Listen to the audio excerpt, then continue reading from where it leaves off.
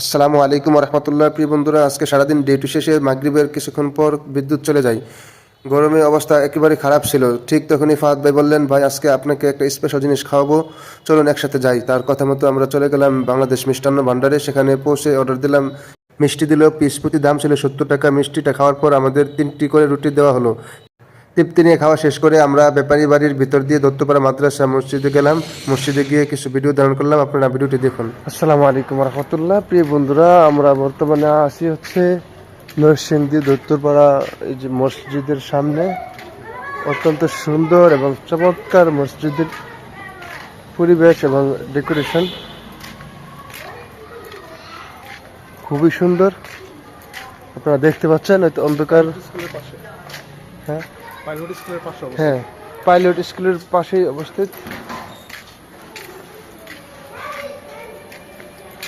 দিনের বেলা একদিন আসবো এখানে, অনেক সুন্দর লাগবে।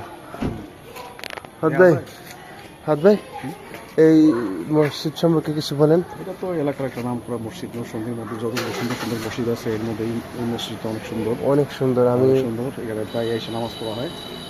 আলহামদুলিল্লাহ, এই মসজিদটা অনেক সুন্দর এবং এটার যে ডিজাইন অত্যন্ত সুন্দর, স্থাপত্য শৈলী তো আসলে মনোমুগ্ধকর সুন্দর একটা মসজিদ। আমি এর আগে আমি কখনো নরসিংদীর ভিতরে এত সুন্দর মসজিদ আমি দেখি নাই। ঠিক আছে, এই মসজিদের ডিজাইনটা অনেক সুন্দর, অনেক সুন্দর ডিজাইন।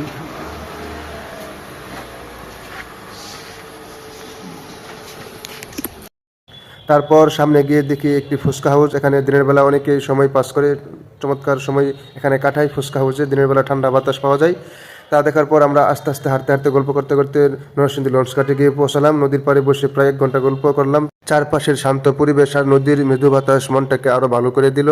পরিশেষে আমরা দুজন হাঁটতে হাঁটতে আবার গন্তব্যে ফিরে এলাম।